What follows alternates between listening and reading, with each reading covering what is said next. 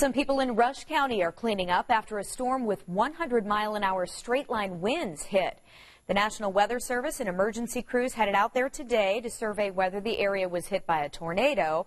But again, they determined that a microburst caused straight-line winds, which caused the damage. Take a look at these new pictures a viewer shared with us showing a trailer that was toppled by the wind and damage as well to the trees in that area. Well, this